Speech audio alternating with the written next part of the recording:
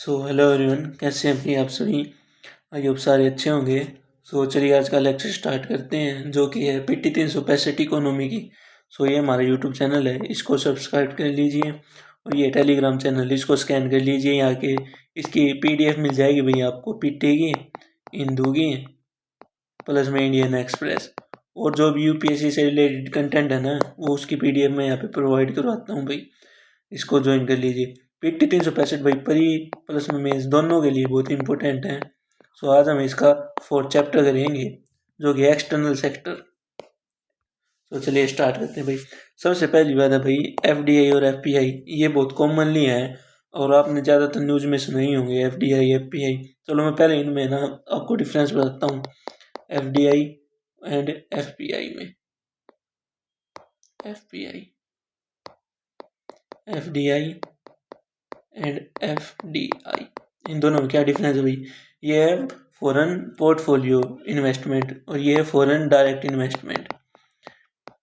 Investment. इनमें क्या है भाई, जैसे हमने कोई भी प्लॉट लिया, जैसे ये A प्लॉट है भाई, ये हमने लिया 1 लाख का, और इसको 2 दिन बाद बेच दिया भाई। कितने का? 1,50,000 का। तो इसका मतलब क्या हुआ, ये हमने बहुत शॉर्ट टर्म के लिए इन्वेस्ट किया ना इसमें, तो ये हो गया हमारा FPI। देखो थोड़े और अच्छे तरीके से, FDI एंड FPI। जैसे हमने ये प्लॉट लिया था ना, ये प्लॉट, ये हमने सिर्फ 2 दिन के लिए लिया। जो शॉर्ट टर्म इन्वेस्टमेंट होगी ना, शॉर्ट टर्म, वो FPI होती है, फॉरेन पोर्टफोलियो इन्वेस्ट। और फॉरेन डायरेक्ट इन्वेस्टमेंट जो लॉन्ग टर्म इन्वेस्टमेंट होती है, लॉन्ग टर्म इन्वेस्टमेंट। जैसे हमने किसी भी कंपनी में इन्वेस्ट किया ना लॉन्ग टर्म के लिए, लॉन्ग टर्म, दिस इज क्या, foreign direct invest, and for short term foreign portfolio investment. चलिए इनको देखते हैं भाई। क्या भाई, जो फॉरेन डायरेक्ट इन्वेस्टमेंट है वो लॉन्ग टर्म इन्वेस्टमेंट है, और प्राइमरी मार्केट जैसे setting up business, buying large stock, 10%, जैसे किसी भी कंपनी के हमने 10% से ज़्यादा स्टॉक खरीद लिए ना, वो क्या हो जाएगा FDI। और 10% लेस, और या 10% वो क्या हो जाएगा FPI, फॉरेन पोर्टफोलियो इन्वेस्टमेंट। इसको रेगुलेट कौन करता है भाई, और इसको रेगुलेट कौन करता है? इसको रेगुलेट करती है भाई SEBI, stock exchange board of India. और इसको RBI करती होगी, इसको RBI करती है भाई, और इसको SEBI करती है, क्योंकि ये ना शॉर्ट टर्म के लिए है। जैसे स्टॉक मार्केट में हो गई, जैसे हम स्टॉक मार्केट में शेयर्स खरीदते बेचते हैं ना, वो होगी फॉरेन पोर्टफोलियो इन्वेस्टमेंट। जैसे हमने कोई भी शेयर खरीदा और उसके प्राइस बढ़े, उसको बेच दिया, तो this is foreign portfolio investment, और ये फॉरेन डायरेक्ट इन्वेस्टमेंट। देखते हैं भाई FDI। ये न्यूज़ में क्यों था भाई, जून 2025 में इंडिया का जो नेट FDI इनफ्लो था ना, वो फेल हुआ भाई 96% से, इन रिस्पेक्ट भाई फिजिकल ईयर जो 2025-24 था ना, उसके कंपेयर में। तो FDI के लिए हमारे पास क्या है भाई, फीमा एक्ट है। फीमा क्या है? फीमा ये है फॉरेन एक्सचेंज मैनेजमेंट एक्ट। ये एक्ट है भाई 1999 का। इसमें कई सारे अमेंडमेंट भी हो, जैसे 2003 का बहुत फेमस है, consolidated foreign direct investment policy 2020 की, और फॉरेन एक्सचेंज मैनेजमेंट नॉन डेब्ट इंस्ट्रूमेंट रूल्स हैं ये 2019 के। तो gross and net FDI। Gross FDI क्या होती है भाई, total investment made by foreign entity direct into the productive assets of India. Productive asset जैसे कोई भी कंपनी हो गई ना, ये प्रोडक्टिव एसेट है ना, आज इसमें हम इन्वेस्ट करेंगे तो कल हमें प्रॉफिट देगा। ये नेट FDI क्या है, difference between the inward FDI flow and outward FDI flow. Inward FDI जैसे कोई भी US में रह रहा है भाई हमारा इंडिया का, वो इंडिया में, जैसे कोई US में वो इंडिया में इन्वेस्टमेंट करेगा, तो ऐसे ही हम भी तो कहीं इन्वेस्टमेंट करते हैं ना। जैसे भाई अफ्रीका में हो गया, जैसे और अदर कंट्री हो गई, जो आया इनवर्ड, और जो गया ये आउटवर्ड। ये है इनवर्ड और नेट। एंट्री रूट है भाई, ऑटोमेटिक रूट है, मतलब अगर फॉरेन डायरेक्ट इन्वेस्टमेंट आएगा ना, क्या है जो एंट्री रूट क्या है इनका, ऑटोमेटिक है भाई। एक तो हमारे पास हमें इसकी नीड है भाई, क्योंकि वी आर डेवलप्ड और डेवलपिंग नेशन। क्या हम डेवलपिंग है या डेवलप्ड हैं? We are developing nation. So हमें एफडीआई की तो नीड है, और अगर इस पे भी हम रूल्स लगा देंगे ना तो एफडीआई हमारा इतना भारत में आ नहीं पाएगा। तो इसलिए ना इस पर भी कोई भी ज़्यादा रूल नहीं है, ऑटोमेटिक रूट है भाई। Prior approve RBI and central government is not required. Important है भाई परी के लिए, इम्पोर्टेंट फॉर परी। यहाँ से परी में क्वेश्चन आ सकता है भाई कि जो फॉरेन डायरेक्ट इन्वेस्टमेंट आती है उस पर भाई किसी को अप्रूवल लेना पड़ता है, जैसे आरबीआई या सेंट्रल गवर्नमेंट का। सो इसको देख लेना भाई। और ये देखो approx 90% of RBI in India under automatic route से आता है भाई। इसको पढ़ने की भाई कोई जरूरत नहीं है ज़्यादा। सो अगला देखते हैं भाई फॉरेन पोर्टफोलियो इन्वेस्टमेंट मतलब फॉर शॉर्ट टर्म। इसके रिगार्डिंग ना गवर्नमेंट ऑफ इंडिया ने कुछ नोटिफिकेशन जारी की हैं, उसको देखेंगे अभी। न्यूज़ में रहने का क्या मतलब है? एज पर national security depository limited NSDL foreign portfolio investment have sold cash share of worth इतने के भी देख लेना। अबाउट नेट इसके बारे में देखते हैं भाई। FPI can hold 10% of Indian company total paid equity. चलो इसको बताता हूँ भाई, ये इम्पोर्टेंट है। इसमें क्या कहा है, जैसे FPI है ना, जैसे किसी भी कंपनी के शेयर खरीदे, शेयर्स अगर उसने ना 10% खरीद लिए तो ठीक है, वो भाई शॉर्ट टर्म इन्वेस्टमेंट मानी जाएगी। अगर उसने कहीं भी 12% खरीद लिए ना तो this is categorise as FDI। भाई ये FDI हो जाएगा, ये लॉन्ग टर्म के लिए हो जाएगी फिर। सो अगर उसने 12% खरीद लिए ना, चाहे तो उसको 2% शेयर अपने बेचने पड़ेंगे, या उसको फिर रिक्लासीफाई करना पड़ेगा अपने आप को कि वो अब FPI नहीं है, दिस इज कॉल्ड FDI। अगर 10% से ऊपर शेयर हो गए तो यही था कि जो FPI can hold maximum 10% of Indian company total paid equity capital, कि है ना 10% ही शेयर ओन कर सकता है वो। अगर एक्सीडिंग 10% हो गए ना तो या तो उसको डिसीज में इन्वेस्ट करने पड़ेंगे या खुद को रिक्लासीफाई करना पड़ेगा एज फॉरेन डायरेक्ट इन्वेस्टमेंट। सो यही था कि अगर 10% ज़्यादा हो गए ना तो उसको रिक्लासीफाई करना पड़ेगा अपने आप को कि वो FDI है ना कि FPI। So RBI and SEBI reserve bank of India and security exchange board of India framework क्या कहते हैं, reclassify FPI to FDI issued 2024 में ये इशू किया था भाई। इतना कोई मुश्किल है नहीं, सो इसको देख लेना भाई। और हाँ क्या कहते हैं, जो ये है ना जैसे प्रोहिबिट करता है भाई, जैसे गैम्बलिंग में हो गया, इनमें FDI को वो FDI अलाउ नहीं है भाई। सो ये देख लेना भाई, ये इम्पोर्टेंट है भाई। इसको पढ़ के आपको ऐसे लगेगा जो डॉलराइजेशन है ना वो है। देखते पढ़ते हैं भाई। क्या न्यूज़ में रहने का क्या मतलब था? RBI remove power approval of requirement bank to open special rupee vostro account. भाई अगर आपके स्टेटिकली है ना तो मुझे इसमें डिफरेंस बताइए भाई। एक तो ये वेस्ट्रो अकाउंट और ये नोस्ट्रो अकाउंट।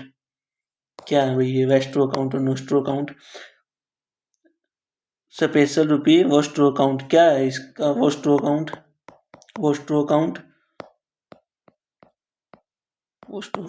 और एक हमारा कहाँ गया नोस्ट्रो अकाउंट।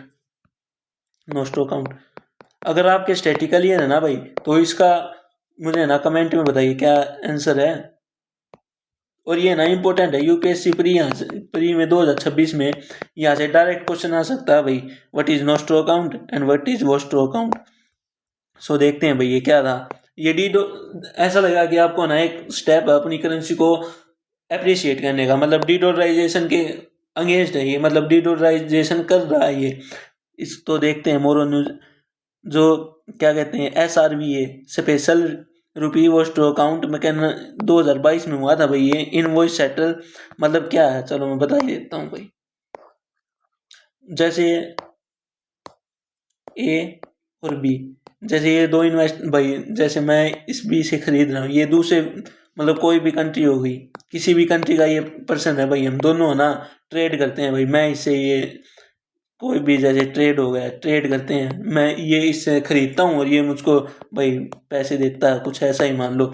अगर क्या है, ये वो स्टोर अकाउंट क्या है, refer to foreign bank account held in domestic currency और इन द लोकल करेंसी।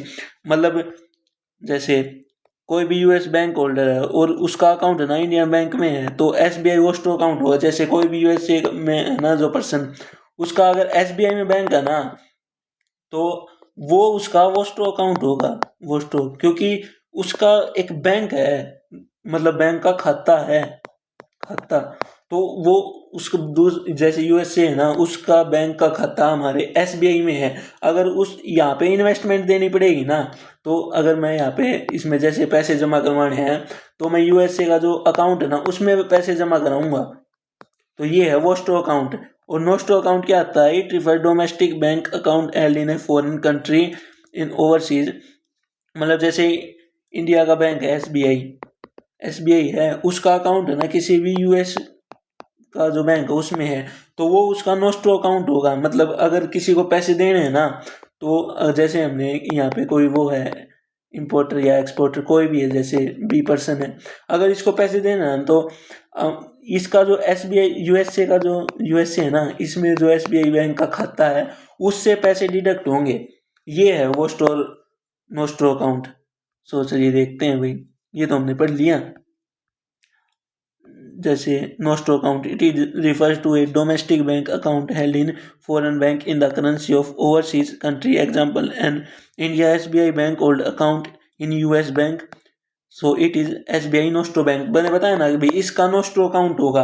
और अगर यूएसए में, यूएसए का जो बैंक अकाउंट है ना, जो यूएसए का जो बैंक है उसका अकाउंट एसबीआई में है, तो वो उसका वोस्ट्रो अकाउंट होगा।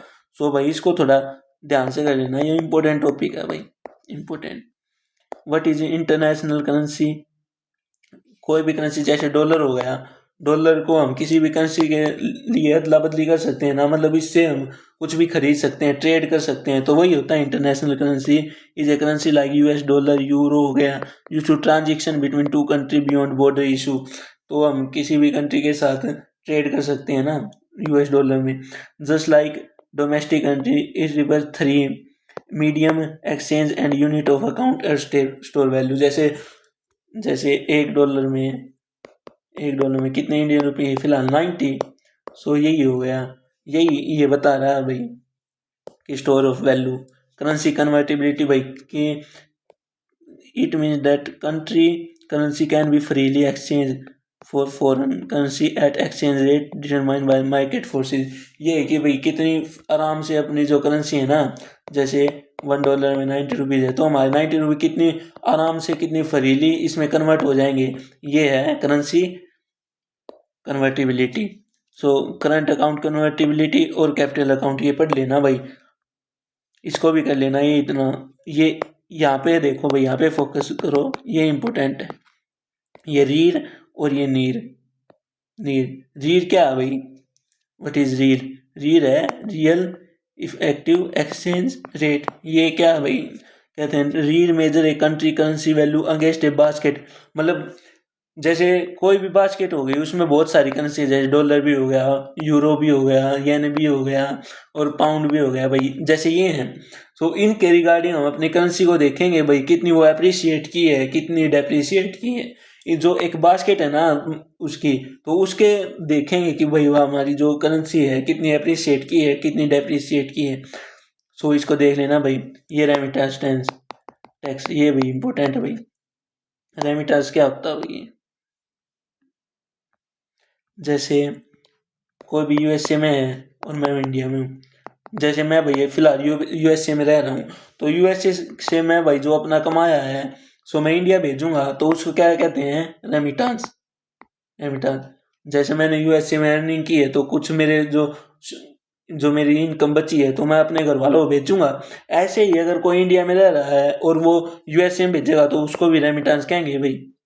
सो ये रेमिटेंस टैक्स क्या है, जैसे ये रेमिटेंस मैंने भेजा ना, रेमिटेंस मतलब कोई भी जैसे पैसे मैंने भेजे ना अपने घर पे, सो इन पर जो टैक्स लगेगा ना, जो टैक्स लगेगा वो होता है रेमिटेंस टैक्स। और जो यूएस गवर्नमेंट ने ना वो 3.5% लगाया है। सो इसको देखते हैं, इसका न्यूज में रहने का ये मतलब है कि जो 3.5 टैक्स लगाया ना यूएस गवर्नमेंट ने, वो लागू हो गया भाई 1 जनवरी 2026 से। कॉल्ड द एक्साइज टैक्स और रेमिटेंस ट्रांसफर। जो रेमिटेंस आते हैं ना उनके ऊपर जो टैक्स लगाया है उसको रेमिटेंस टैक्स कहते हैं भाई। इसकी डेफिनेशन ये है, the movement of fund from the country of work back to home country is known as remittance. Remittance inflow क्या कहते हैं, डबल भाई बहुत बड़ा हमारा जो इनफ्लो है ना, जो जैसे बाहर से जो रह रहे हैं वो हमारी कंट्री में, जो हमारी कंट्री में रेमिटेंस भेज रहे हैं वो हमारा इंक्रीज हुआ है भाई। जो 5 सोर्स है ना वो सबसे हमारा जो ज़्यादा आ रहा है ना वो यूएस से आ रहा है, फिर यूएई जैसे अब यूएई के जो चीफ थे ना वो हमारी कंट्री में आए थे 2 आवर्स के लिए, इसलिए इम्पोर्टेंट हमारे लिए यूएई, क्योंकि सबसे ज़्यादा रेमिटेंस सेकंड नंबर पे यूएई से आ रहा है, फिर यूके भाई, फिर Saudi Arabia and Singapore. Singapore के साथ हमने अपने जो यूपीआई में पेमेंट कर सकते हैं वो देखा था पेमेंट। सो मुझे ये बताइए भाई हम कितनी कंट्रियों के साथ यूपीआई में पेमेंट कर सकते हैं। हाउ मैनी कंट्री, ये हमने किया था भाई, जो फर्स्ट पार्ट किया ना पीटी का उसमें किया था। सो इसका आना मुझे कमेंट में आंसर देना भाई। सो ये हो गया रेमिटेंस का भाई सिग्निफिकेंस क्या है, कंट्रीब्यूशन टू इकोनॉमी भाई, ट्रेड डेफिसिट में सपोर्ट करेगा हमको, और एक हमारी जो करेंसी अप्रिशिएट होगी इसकी वजह से, करेंसी अप्रिशिएट कैसे भाई, जैसे किसी ने डॉलर भेजे, डिमांड किसकी की भाई, मनी की, जैसे करेंसी अप्रिशिएट कैसे होगी भाई, जैसे डॉलर की सप्लाई हो रही है, सप्लाई, और मनी की जो हमारा इंडियन रुपी है, रुपी, इसकी क्या हो रही है भाई, डिमांड। तो अगर डॉलर की सप्लाई होगी तो इसकी रुपये की डिमांड क्या होगी, इंक्रीज। अगर इसकी इंक्रीज होगी तो सरप्लस में क्या आ जाएगा भाई, मार्केट में डॉलर, और डिमांड किसी होगी रुपये की, तो ऐसे हमारा जो रुपये है ना, जो हमारा रुपये है वो अप्रिशिएट करेगा, अप्रिशिएट। ये था भाई, सो इसको पढ़ लेना भाई। और अगला भाई फ्री ट्रेड एग्रीमेंट, इम्पोर्टेंट है। आज सारा ही टॉपिक इम्पोर्टेंट है भाई, इनमें हर एक में से क्वेश्चन आने की आशंका भाई, पूरी आशंका। और फ्री ट्रेड एग्रीमेंट देखे हैं भाई हमने, यूके के साथ है ना फ्री ट्रेड एग्रीमेंट किया है, आफ्टर 3 साल के बाद बातचीत करके इतने लेट हमने फ्री ट्रेड एग्रीमेंट किया भाई इनके साथ। और इसका आना एक इम्पोर्टेंट क्या है कि देखो यहाँ पे है ना, ये बाइंडिंग एग्रीमेंट है, देखो यहाँ मूविंग बोथ कंट्री पे security once at a time. हाँ इसको देखो भाई थोड़ा, ये रहा double contribution convention. Double contribution convention क्या होता है भाई, डबल कंट्रीब्यूशन कन्वेंशन ये क्या होता है, जैसे भाई गूगल है, गूगल की ब्रांच एक यूएसए में भी है और एक इंडिया में भी है। जैसे गूगल को कुछ फायदा हुआ तो उसका आना कुछ सिक्योरिटी इसको क्या कहते हैं, यूएसए को देनी पड़ेगी और इंडिया को भी, तो इसको कहते हैं डबल कंट्रीब्यूशन। कोई भी सोशल सिक्योरिटी अगर उसको फायदा हुआ तो सोशल सिक्योरिटी डोनेट करेगा ना वो, तो यूएसए को भी करेगा, इंडिया को भी। इसको कहते हैं डबल कंट्रीब्यूशन कन्वेंशन, मतलब दोनों देशों में करना। अगर ऐसा करेगा ना तो उसकी ब्रांच जैसे पता नहीं भाई कितने देशों में है, तो वो सभी को कंट्रीब्यूट करेगा, तो उसके पास बचेगा क्या। तो इसीलिए ना इसको ये दोनों कंट्री है ना एग्रीमेंट करती हैं भाई, अपने बीच में एग्रीमेंट करती हैं, तो ये है ना किसी भी एक कंट्री में जमा कर देगा ना तो ये दूसरी कंट्री है ना इसके वो सोशल सिक्योरिटी नहीं लेगी, तो इससे है ना कंपनी का भी फायदा होगा और कंट्रीज का भी फायदा होगा। तो ये है double contribution convention. So this is double contribution convention, it will support business trade by ensuring company moving between both countries and their employee will be able to pay social security contribution once in a country at a time। भाई किसी भी एक country में contribute कर सकते हैं वे। फिर देखते हैं individual right to access benefit, हाँ ये पढ़ लेना भाई इसको, कि highlight of India UK FTA. भाई एफटीए क्या है, फ्री ट्रेड एग्रीमेंट है, चलो इसको बता देता हूँ। ये रहा एफटीए, थोड़ा ना इसको देखना भाई। एफटीए से पहले क्या होता है भाई, प्रेफरेंशियल ट्रेड एग्रीमेंट। ये क्या होता है भाई, इसमें ना हम टैरिफ रिड्यूस करते हैं, reduce tariff on agreed number of good, मतलब कुछ जो सर्टेन गुड्स हो गए ना उन पे हम टैरिफ रिड्यूस करते हैं। और फ्री ट्रेड एग्रीमेंट क्या होता है, reduce tariff on most of goods, तो क्वेश्चन ये आएगा कि जो फ्री ट्रेड एग्रीमेंट है उसमें जो सभी गुड्स पे जो टैरिफ होता है वो जीरो हो जाता है। नहीं भाई, इसको देखो, reduce tariff on most goods, most good पे है, मतलब सर्टेन गुड्स हैं जिन पे ये लगेगा, सर्टेन गुड्स आर देयर जिन पर टैरिफ लगेगा। तो फ्री ट्रेड एग्रीमेंट का ये नहीं है कि मतलब जीरो टैरिफ हो गया, नहीं, वो बहुत मतलब अगर 90% है ना तो 10% पे तो वो टैरिफ लगेगा, 10% गुड पे टैरिफ लगेगा, 90% पे फ्री है लेकिन 10% पे तो लगेगा।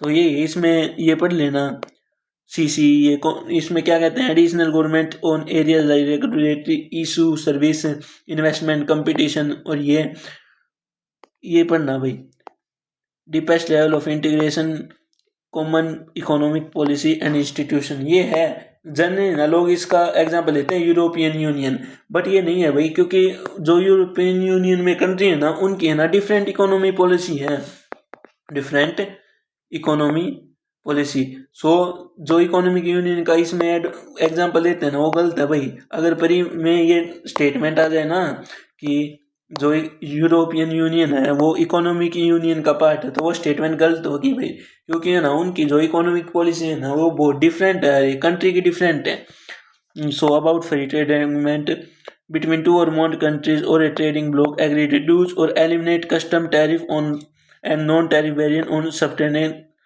ट्रेड बिटवीन देम, रिड्यूस कर देंगे पर है ना 90% पे रिड्यूस करेंगे पर 10% पे टैरिफ तो लगेगा भाई। सो इसको थोड़ा ध्यान रखना भाई और इसको पढ़ लेना। इंडिया EFTA क्या है भाई, India European free trade agreement. जैसे अब USA है और इसकी जो जियोपॉलिटिकल में इंस्टेबिलिटी चल रही है तो यूरोपियन यूनियन का हमारे साथ फ्री ट्रेड एग्रीमेंट साइन करना जो हमारी क्या कहते हैं हमारा जो एक्सपोर्ट है ना उसको इंक्रीज करना भाई, क्योंकि USA यूरोपियन यूनियन पे भी टैरिफ लगा रहा है भाई, टैरिफ। सो ये कंट्रीज भी दूसरी मार्केट देख रही हैं और दूसरी मार्केट क्या है भाई, India.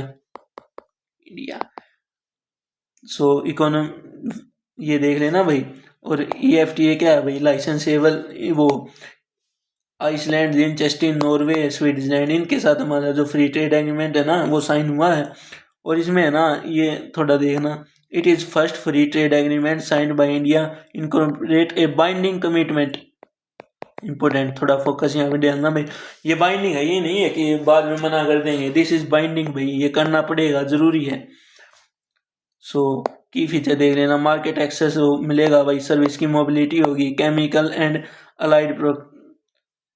Aligned product nearly 80% tariff भाई, इसको पढ़ लेना। एक्सपोर्ट प्रमोशन मिशन भाई इम्पोर्टेंट, आज के ना सारे टॉपिक इम्पोर्टेंट है भाई, कैसे ही देख लो भाई, जैसे एक्सपोर्ट प्रमोशन मिशन हो गया, ऊपर ये FTA हो गए, इम्पोर्टेंट है भाई।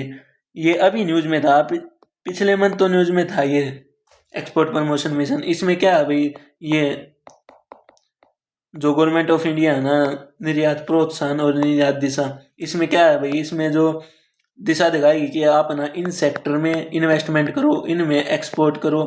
और इसमें क्या है, फाइनेंशियल एड प्रोवाइड करेगी government of India. Financial aid कैसे प्रोवाइड करेगी, जैसे इंटरेस्ट रेट कम कर देगी भाई, इंटरेस्ट रेट बिल्कुल मतलब जीरो कर देगी, बिल्कुल जीरो कर देगी, क्योंकि अगर फंडिंग मिलेगी तो फिर ये अपना एक्सपोर्ट करेंगे और हमारा जो इंडिया का एक्सपोर्ट है ना, ट्रेड डेफिसिट है वो कम होगा। सो ये है भाई, दो सोच लिए पढ़ते हैं भाई। जो यूनियन गवर्नमेंट है ना, promotion also introduce a credit guarantee scheme, इसको पढ़ेंगे भाई, क्या है credit guarantee scheme. About export promotion mean comprehensive flexible and digitally driven framework for export promotion, बताना एक्सपोर्ट प्रमोशन के लिए 6 साल की भाई इसकी टाइम लाइन है, 2025-26 से ले 30-31 तक। जो टारगेट सेक्टर है क्या भाई, टेक्सटाइल है, लेदर है, जेम है, ज्वेलरी है, engineering goods and marine product. इसका मिशन क्या है भाई, it will operate through two distinct, ये बताया निर्यात प्रोत्साहन है, निर्यात दिशा। की objective of export promotion mission भाई, MSME, ये तो भाई दिल जान है इंडिया के एक्सपोर्ट की, MSME micro small medium enterprises. Around 45% जो एक्सपोर्ट होता है ना वो MSME से ही होता है अभी। So Indian export landscape 21% in overall GDP, और इंडिया से क्या कहते हैं ग्लोबल एक्सपोर्ट इन अराउंड 2.5%। सो ये देखते हैं भाई क्रेडिट गारंटी स्कीम क्या objective, enhancing liquidity and support market diversification. Market diversification क्यों भाई, वाई, इसका मुझे है ना कमेंट में बताना भाई आंसर, क्योंकि है ना इम्पोर्टेंट है और है ना ये मेंस में पूछा जा सकता है भाई। मेंस में क्वेश्चन आएगा कि why India diversify its market.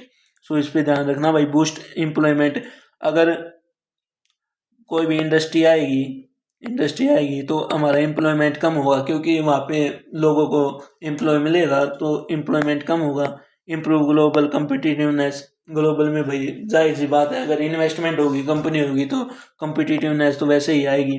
Total credit support कितना भाई 20,000 करोड़ का है। कोलेटरल फ्री, सबसे इम्पोर्टेंट तो यही है कि है ना कोलेटरल फ्री वो मिल जाएगा आपको लोन।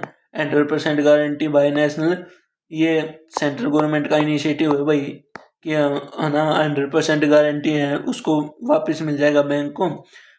बेनिफिशरी का क्या हो गई MSME एंड इसका जो क्रेडिट गारंटी स्कीम, इसके जो बेनिफिशरी क्या होगी MSME and non MSME export. Implementing agency भाई कौन सी है, department of finance service under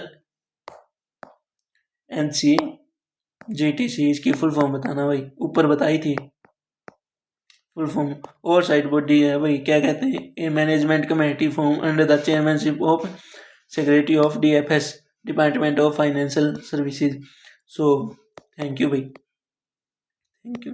और ये है ना भाई समरी है, इसको न्यू मत मानो कि फुल एक्सप्लेनेशन है, समरी है भाई। इसको है ना खुद से पढ़ोगे ना तो ये आपको बहुत आसान लगेगा, क्योंकि जो मेन टॉपिक थे वे आपको बता दिए हैं। सो अगर भाई वीडियो अच्छी लगी है ना तो लाइक करें, शेयर करें, और भाई ये हमारा यूट्यूब चैनल इसको सब्सक्राइब करें, और ये टेलीग्राम चैनल, यहाँ पे भाई PDF मिल जाएगी आपको जिस भी सब्जेक्ट की कहोगे। अगर कोई भी शॉर्ट्स नोट चाहिए ना, शॉर्ट नोट, तो इनकी भी PDF मिल जाएगी भाई आपको। सो भाई थैंक यू एवरीवन। इसको लाइक कर लें, शेयर कर लें, सब्सक्राइब करें और इसको स्कैन कर लें भाई। Thank you everyone.